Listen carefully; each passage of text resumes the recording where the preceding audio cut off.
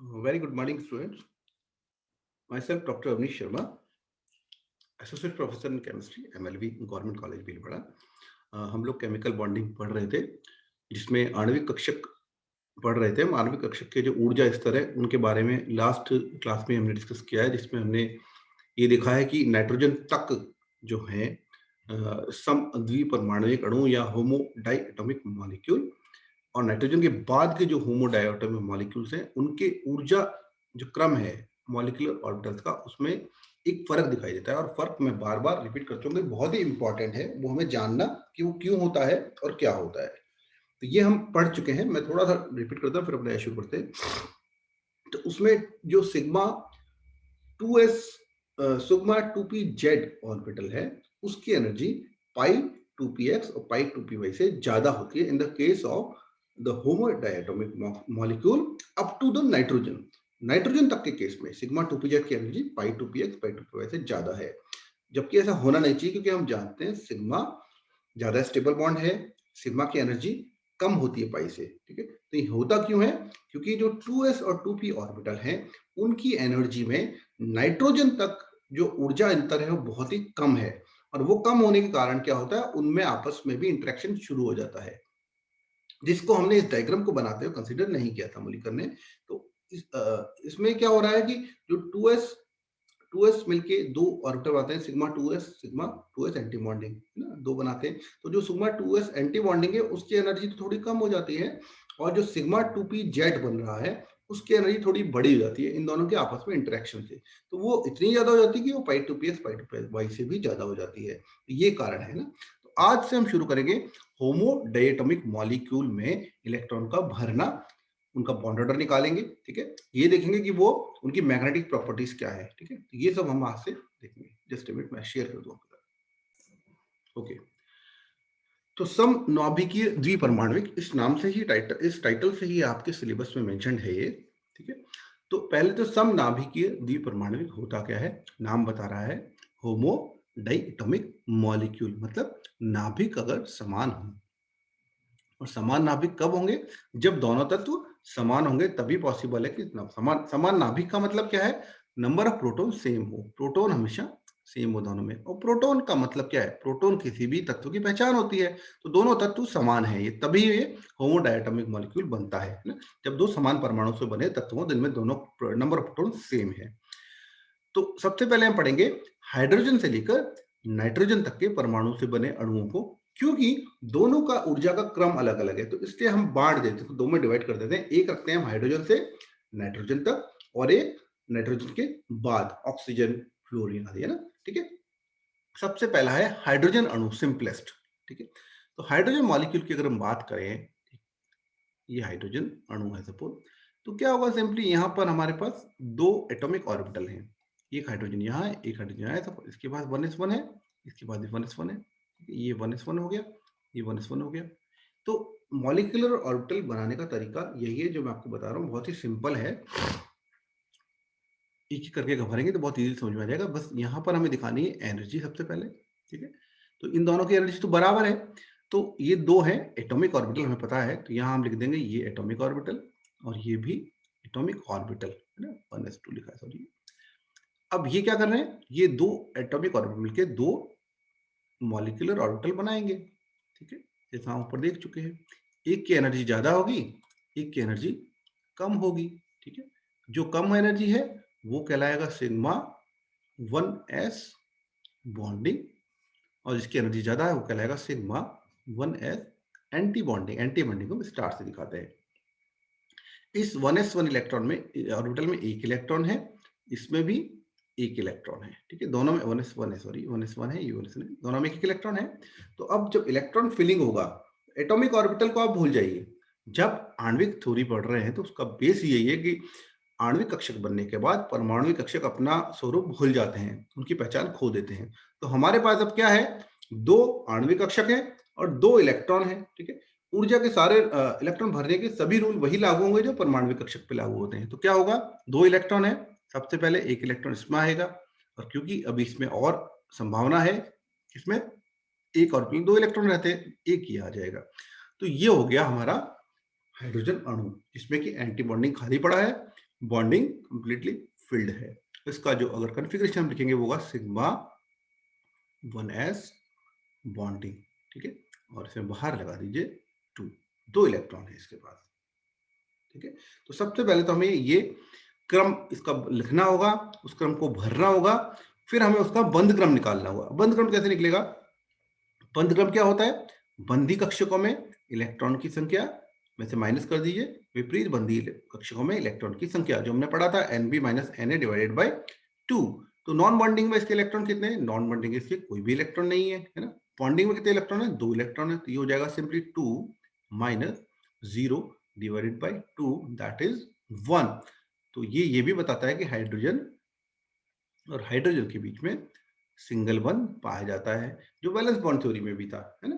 तो ये तो सिंपल मॉलिक्यूल थे। मैंने पहले भी कहा कि जो थोड़े मुश्किल मॉलिक्यूल होते हैं वहां जाके वैलेंस बॉन्ड थ्योरी फेल होती है। तो ये है, ये इस ग्राफ से भी देख सकते हैं जो हमने ऊपर मैंने आपको बताया ताकि समझ में आ गया होगा आपके। वनस एटॉमिक ऑर्बिटल है, 2 मॉलिक्यूलर ऑर्बिटल बनाए हैं, एक सिग्मा 1s बॉन्डिंग, एक सिग्मा 1s एंटी बॉन्डिंग, ठीक है। ये हमने लिख दिया एटॉमिक ऑर्बिटल थे दोनों, ये हमने लिख दिया यहाँ पे आणविक कक्षक हैं, ठीक है। ये बना विपरीत बंधी, ये बना बंधी, 2 इलेक्ट्रॉन थे, ये 2 इलेक्ट्रॉन यहाँ आ गए दोनों, ये रह गया खाली, और ये हमारा निकल गया ऐसे बंध क्रम। अब मैंने एक और चीज बोली थी आपको कि हम एक और चीज देखेंगे, वो है मैग्नेटिक प्रॉपर्टी। तो सवाल इस तरह ही आते हैं, सवाल यहाँ सिंपल सवाल बन सकते हैं। सिंपल ये है, हाइड्रोजन कई तरह से आता है। जैसे हाइड्रोजन एक अनुचुंबकीय यौगिक है, एक अनुचुंबकीय अणु है, बताइए सही है या गलत है? ऐसा आ गया, ठीक है। हाइड्रोजन की चुंबकीय प्रवृत्ति बताइए, हाइड्रोजन प्रतिचुंबकीय है, ये सही है या गलत है, ये बताइए, ठीक है। कैसे निकालेंगे? नंबर ऑफ अनपेड इलेक्ट्रॉन, अगर अनपेड इलेक्ट्रॉन है तो वो अनुचुंबकीय है, और अगर अनपेड इलेक्ट्रॉन नहीं है तो वो प्रतिचुंबकीय है। क्योंकि हाइड्रोजन के केस में हमारे पास परमाणु में तो हमें दिखाई दे रहा है अनपेड इलेक्ट्रॉन, बट अणु की बात अगर करें तो हाइड्रोजन अणु में कोई भी अनपेड इलेक्ट्रॉन नहीं है। तो इसलिए जो हाइड्रोजन का मॉलिक्यूल होता है वो सिंपली हम कह सकते हैं कि प्रतिचुंबकीय होता है, जिसे इंग्लिश में हम कहते हैं डायामैग्नेटिक। तो इसकी मैग्नेटिक प्रॉपर्टी क्या होगी? डायमैग्नेटिक हो गई, है ना। इसका बॉन्ड ऑर्डर क्या हो गया? 1 हो गया। तो ये हाइड्रोजन अणु के बारे में सारा मॉलिक्यूलर ऑर्बिटल थ्योरी से हमने बता दिया क्या होता है। अब नेक्स्ट चलिए, दूसरा अणु है हाइड्रोजन प्लस आयन, ठीक है। ये ऐसा एक मॉलिक्यूल है, ऐसा एक आयन है, मॉलिक्यूलर आयन है, जिसके बारे में जो वैलेंस बॉन्ड थ्योरी थी वो नहीं बता पाई थी। क्यों नहीं बता पाई थी? क्योंकि वैलेंस बॉन्ड थ्योरी में क्या होता है? वैलेंस बॉन्ड थ्योरी में एक कंडीशन है कि दोनों परमाणु के पास में अनपेड इलेक्ट्रॉन होने चाहिए, जबकि इसमें ऐसा नहीं होता है। यहाँ क्या हो रहा है? यहाँ सपोज एक हाइड्रोजन है, ये हमारे पास, ये इसका कॉन्फ़िगरेशन है 1s1। दूसरा हाइड्रोजन है हमारे पास, वो सपोज H प्लस आयन है। H प्लस कब बनेगा? जब इस 1s1 इलेक्ट्रॉन ये निकल जाएगा तो हमारे पास यहाँ रहेगा 0। तो जो डायग्राम बनेगा वो तो वैसा ही बनेगा, क्योंकि ऑर्बिटल तो है ही। मैंने बताया कि इलेक्ट्रॉन इलेक्ट्रॉन नहीं ओवरलैप करते हैं, ऑर्बिटल ओवरलैप करते हैं। तो एटॉमिक ऑर्बिटल तो हमारे पास अवेलेबल है ना, यहाँ पे 1s, दोनों अवेलेबल है। क्या नहीं है? इलेक्ट्रॉन नहीं है हमारे पास, तो ओवरलैप तो वैसे ही होगी, 1s और ये मिलके ऊपर बना देंगे ये सिग्मा एंटी बॉन्डिंग और सिग्मा 1s बॉन्डिंग, ठीक है। इलेक्ट्रॉन कितना है? एक, तो एक इलेक्ट्रॉन इसमें आ जाएगा और बाकी रहेगा खाली। इसका बॉन्ड ऑर्डर चेंज हो जाएगा। देखिए कितनी कितनी क्वालिटी इसकी बदल जाती है ना। ये देखिए यहाँ अगर इसका हम डायग्राम देखें, सिंपली जो हम ड्रॉ कर रखा है पहले ही, तो ये 1s था, ये 1s था। इलेक्ट्रॉन यहाँ पर कोई भी नहीं, क्योंकि H प्लस आयन है, ये H है, हाइड्रोजन परमाणु है हमारा। इलेक्ट्रॉन एक ही है हमारे पास, वो इलेक्ट्रॉन आ गया बॉन्डिंग में, ऊपर तो जाएगा नहीं, वो ऊंच जाएगा है, यहाँ आ गया। अब चीजें बदल गई हैं। वो था प्रतिचुंबकीय, क्योंकि उसमें एक भी अनपेड इलेक्ट्रॉन नहीं था। बट अगर हम बात करें H2 प्लस की, तो यहाँ पर एक इलेक्ट्रॉन है अनपेयर्ड, अयुग्मित, और जैसे ही अयुग्मित इलेक्ट्रॉन आता है तो वो क्या हो जाता है? अनुचुंबकीय,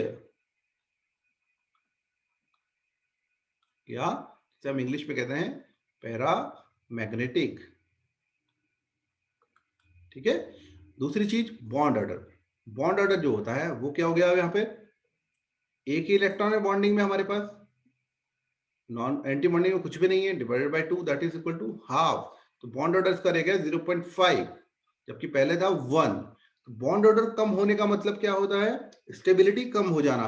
बॉन्ड ऑर्डर कम होने का मतलब होता है बॉन्ड लेंथ कम हो जाना। ठीक है, तो ये चीजें हमें याद, बॉन्ड लेंथ कम होने का मतलब होता है, सॉरी, बॉन्ड ऑर्डर कम होने का मतलब होता है बॉन्ड लेंथ का भी क्या हो जाना, कम हो जाना।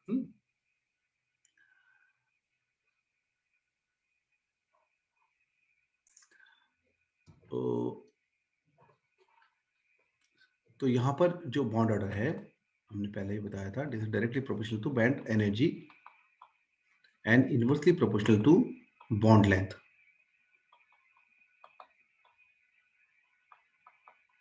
ठीक है, तो बॉन्ड ऑर्डर बंध लंबाई के इनवर्सली प्रोपोर्शनल है ना, ये बता रहा है मेरे को।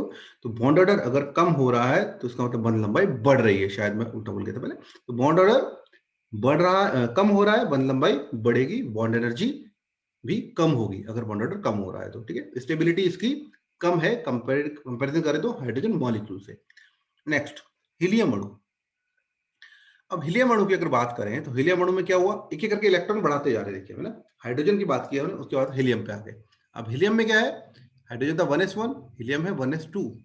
तो 1s2 1s2, तो ये बहुत ही इंटरेस्टिंगली हम इससे पता लगा सकते हैं कि किसी भी मॉलिक्यूल की एग्जिस्टेंस है या नहीं है ना। जैसे ये हीलियम का अगर बात करें तो हीलियम में क्या हो रहा है, दो इलेक्ट्रॉन के बाद यहाँ 1s2 में है, दो इलेक्ट्रॉन 1s2 में, दोनों मिलके दो ही ऑर्बिटल दे, तो दो ही ऑर्बिटल ये मॉलिक्यूलर बना देते हैं, एक बॉन्डिंग और एक एंटी बॉन्डिंग। अब क्या हुआ, चार इलेक्ट्रॉन आ गए हमारे पास, दो चले गए बॉन्डिंग में, दो आ गए एंटी बॉन्डिंग में। तो हुआ क्या, जो बॉन्ड ऑर्डर है that is zero, bond order zero हो जाता है। तो बॉन्ड ऑर्डर जैसे जीरो हो रहा है, इसका मतलब कोई बंध है ही नहीं, तो हीलियम 2 एग्जिस्ट नहीं करता है। तो ऐसे भी सवाल आते हैं कि explain helium-2 is not existing in nature with the help of molecular orbital theory। ठीक है, आणविक कक्षक सिद्धांत से समझाइए कि हीलियम 2 अस्तित्व नहीं है हीलियम 2 का। ठीक है, तो वो कैसे बताएंगे, इस तरह बताएंगे कि bond order zero, bond order zero, इसका मतलब कोई बॉन्ड ही नहीं है बीच में। ठीक है, अब हीलियम 2 प्लस अणु, हीलियम 2 का प्लस का क्या मतलब हो गया, एक इलेक्ट्रॉन निकल गया इस पे। तो हमारे पास थे 1s2 और 1s2, तो उसमें से एक इलेक्ट्रॉन निकल गया हमारा, तो यहाँ ये रह गया 1s1। तो अब दो तरह से हो सकता है ये। ठीक है, दो तरह से हो सकता है, जस्ट मिनट, एक तो बनाएगा ये बॉन्डिंग और एक बनाएगा एंटी बॉन्डिंग, जैसे हम जानते हैं। एक बनाएगा बॉन्डिंग, एक एंटी बॉन्डिंग। इलेक्ट्रॉन कम हो गए, लेकिन पहले He2 में हमारे पास जो था इलेक्ट्रॉन थे नंबर 4। ठीक है, यहाँ हमारे पास He2 प्लस है, वहां इलेक्ट्रॉन रह गए 3। तो इलेक्ट्रॉन जब भरेंगे तो दो तो नीचे आ गए और एक गया एंटी बॉन्डिंग में। तो बॉन्ड ऑर्डर क्या हो गया, 2 minus 1 divided by 2, that is equal to half. Helium 2 plus का एग्जिस्टेंस होता है, बट बॉन्ड ऑर्डर हाफ है, बहुत ही अनस्टेबल आयन है, मॉलिक्यूलर आयन है ना। इस तरह स्टेबिलिटी बताते हैं। Now next, lithium 2। सो अब आपको लग रहा होगा इट्स अ गेम। अगर हमें ऊर्जा का क्रम पता है तो it is just like a game, atomic number हमें पता होना चाहिए। लिथियम इलेक्ट्रॉनिक विन्यास सिंपली हमें पता है 1s2 2s1। ठीक है, अब क्या हुआ, हम ऊपर बढ़ते जा रहे हैं ना। तो अब लिथियम के पास 3 इलेक्ट्रॉन है ना, तो ये 1s2 2s1, तो इसमें वैलेंसी शेल इलेक्ट्रॉन कौन सा हुआ, 2s वाला हुआ। 1s2 नाभिक के बहुत पास होता है तो बॉन्डिंग में पार्टिसिपेट नहीं कर रहा है। तो 1s2, सपोज 1s2, ये दोनों मिलके दो मॉलिक्यूलर ऑर्बिटल बनाते हैं जो कि बॉन्डिंग में पार्टिसिपेट नहीं कर रहे हैं। ठीक है, उसके बाद में आया था 2s1 2s1। ठीक है, यहाँ भी एक इलेक्ट्रॉन है, सॉरी, यहाँ भी एक इलेक्ट्रॉन है, यहाँ भी एक इलेक्ट्रॉन है, ये है 2s, ये है 2s। ठीक है, ये भी दो बना देंगे इस तरह, दो, एक बॉन्डिंग एक एंटी बॉन्डिंग, है ना। अब अगर इसकी हम बात करें,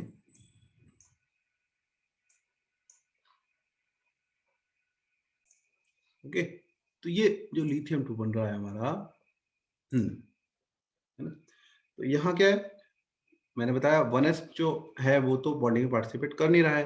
तो हम बात करेंगे 2s की, जो कि वैलेंसी शेल के इलेक्ट्रॉन्स को रखता है ना, वैलेंसी इलेक्ट्रॉन्स को रखता है एटम पर भी। तो ये 2s1 हो गया, 2s1 हो गया, दो इलेक्ट्रॉन है, दो ही हमारे पास मॉलिक्यूलर ऑर्बिटल बने हैं, तो ये दोनों चले जाएंगे किसमें, बॉन्डिंग में। ये भरेगा तभी ऊपर जाएंगे।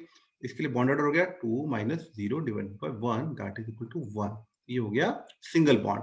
अब बात करें मैग्नेटिक प्रॉपर्टी की, कोई भी नंबर ऑफ कोई भी अनपेयर्ड इलेक्ट्रॉन नहीं है, इसका मतलब ये क्या है, डायमैग्नेटिक इन नेचर।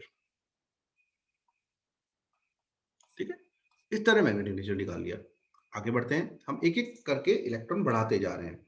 अब आगे हमारे पास बेरिलियम, तो Be2 अणु, तो BeT का कॉन्फ़िगरेशन अगर देखें तो सिंपली 1s2 2s2, ठीक है, दो मॉलिक्यूल, दो परमाणु चाहिए हमें, तो इलेक्ट्रॉन कितने हो जाएंगे, ये तो हो गया कोर का जो कि न्यूक्लियस के पास है, ये हो गया हमारा संयुक्त, दो इसके पास हो गए, दो इसके पास हो गए, टोटल 4 इलेक्ट्रॉन हो गए हमारे पास। वैलेंसी इलेक्ट्रॉन की बात कर रहा हूं मैं, 4 इलेक्ट्रॉन हो गए।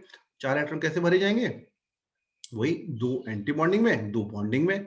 अल्टीमेटली क्या हुआ, बॉन्डेड हो गया इसका जीरो, बॉन्ड नहीं बनता है, तो बेरिलियम 2 एग्जिस्ट नहीं करता है, तो मैग्नेटिक प्रॉपर्टी की सवाल ही नहीं उठता है। इनके लिए जो कॉन्फ़िगरेशन है वो भी लिखना देख लेते हैं। वो इस तरह लिखते हैं कि एक तो लिखा है के, तो के का मतलब हो गया ये जो शेल बिल्कुल नाभिक के पास है, जो बॉन्डिंग में पार्टिसिपेट नहीं कर रहा है, उसको के द्वारा लिखा जाता है। उसके बाद में आता है सिग्मा 2s बॉन्डिंग, कितने इलेक्ट्रॉन है वो ऊपर लिख देते हैं, देन आएगा sigma 2s anti bonding, then electron कितने हैं ऊपर लिख देते हैं। तो ये हो गया बेरिलियम 2 का कॉन्फ़िगरेशन जो एग्जिस्ट नहीं कर रहा है ना। बोरोन, बेरिलियम का बोरोन आता है। बोरोन की हम बात करें, बोरोन में इलेक्ट्रॉनिक विन्यास 1s2 2s2, एक इलेक्ट्रॉन ज्यादा हुआ है पहले से, ठीक है, तो ये इलेक्ट्रॉनिक विन्यास हो गया। अब अगर इसको हम देखें, अब हम थोड़ा आगे बढ़ने लगे ना, मॉलिक्यूल्स हमारे आगे बढ़ने लगे, तो 1s2 तो हम डिस्कार्ड कर चुके हैं। 2s2 की बात करें, 2s2 में दो इलेक्ट्रॉन, यहाँ दो दो चार है ना, क्योंकि इसका कन्फिग्रेशन देख लिया क्या है बोरोन का, 1s2 2s2 एंड 2p1, ये होता है ना, hydrogen helium lithium beryllium boron. Boron का एटॉमिक नंबर कितना हुआ, 5। ठीक है, तो ये हमारे पास क्या बचा है, ये भी कवर्ड हो गया, 2s2 बॉन्डिंग एंटी बॉन्डिंग में चले गया तो बॉन्ड ऑर्डर से 0 हो जाएगा। बच्चे क्या है हमारे पास, 2p में एक इलेक्ट्रॉन यहाँ है, 2p में एक इलेक्ट्रॉन वहां भी है। अब ये आ गया p वाला केस। अब यहां से शुरू होता है हमारा जो क्रम हमने पढ़ा था, जो कि बहुत ही इंपॉर्टेंट है। 2s तक तो कोई दिक्कत नहीं है, जैसे ही 2p की बात आती है, अब हम बात कर रहे हैं किसकी, नाइट्रोजन तक। जो नाइट्रोजन तक के मॉलिक्यूल्स हैं उनमें जो सिग्मा 2pz की एनर्जी पाई से ज्यादा होती है, जो कि स्वाभाविक नहीं है। इस तरह इसको याद कीजिए, नाइट्रोजन तक रियल मतलब जो होना चाहिए वैसा दिखता नहीं है, नाइट्रोजन के बाद जो नजर आता है वो उनको हम प्रूव कर सकते हैं कि वो सही है ना। तो यहाँ पर जो दो इलेक्ट्रॉन थे वो जाएंगे, क्योंकि ये दोनों डीजेनरेट है, ये दोनों ऑर्बिटल डीजेनरेट, इनको कहते हैं समभ्रंश, जिनकी एनर्जी बिल्कुल बराबर होती है, डी जेनरेट।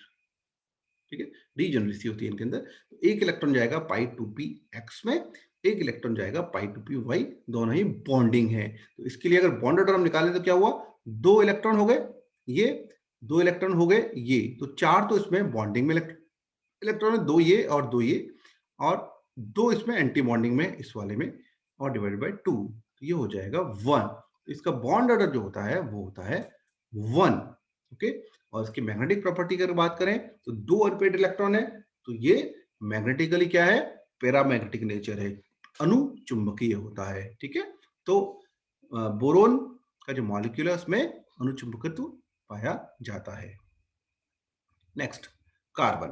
कार्बन में हम जानते हैं 6 इलेक्ट्रॉन होते हैं, इसमें से वैलेंसी शेल के अंदर 4 इलेक्ट्रॉन है, 2 इलेक्ट्रॉन कोर ग्रुप में गए। तो इसकी अगर हम कॉन्फ़िगरेशन देखें तो ये भी नाइट्रोजन तक है ना, कार्बन के बाद नाइट्रोजन आता है ना, नाइट्रोजन तक वाले में आ जाता है, इसके बाद चेंज होगा नाइट्रोजन के बाद है। तो यहाँ भी वही, ये तो सेम हम ऊपर देख ही चुके हैं, दो एंटी बॉन्डिंग दो बॉन्डिंग में गए। इसके बाद में क्या अंतर आ गया, बोरोन से इसमें एक इलेक्ट्रॉन ज्यादा आ गया, वहां था 2p1, यहाँ पे है 2p2, तो एक इलेक्ट्रॉन यहां बढ़ गया, एक इलेक्ट्रॉन यहां बढ़ गया, तो ओवरऑल दो इलेक्ट्रॉन बढ़ गए हमारे। तो वहां थे अनपेयरिंग, यहां होगी पेयरिंग। ठीक है, तो ये क्या हो गया, बॉन्ड ऑर्डर इसका चेंज हो जाएगा। कैसे चेंज होगा, ये बॉन्डिंग में ये बॉन्डिंग में, तो 6 इलेक्ट्रॉन तो चले गए बॉन्डिंग में और दो चले गए एंटी बॉन्डिंग में, तो टोटल हो गया इसका 2। तो बंद क्रम इसका हो गया 2। और इसकी जो मैग्नेटिक जो प्रॉपर्टी है वो भी बदल जाएगी, क्योंकि यहाँ कोई भी अनपेयर्ड इलेक्ट्रॉन नहीं है। तो मैग्नेटिक प्रॉपर्टी क्या हो गई इसकी, प्रतिचुंबकीय या डायमैग्नेटिक नेचर, ऊपर थी पैरामैग्नेटिक नेचर। मैंने गलत तो नहीं लिख दिया, हाँ, पैरामैग्नेटिक नेचर लिखा ही नहीं मैंने। ये पैरामैग्नेटिक था और ये कार्बन 2 ये हो गया डायमैग्नेटिक, को भी यहाँ पर अनपेड इलेक्ट्रॉन नहीं है। नाउ नाइट्रोजन मॉलिक्यूल, एक इलेक्ट्रॉन और आ गया, है ना?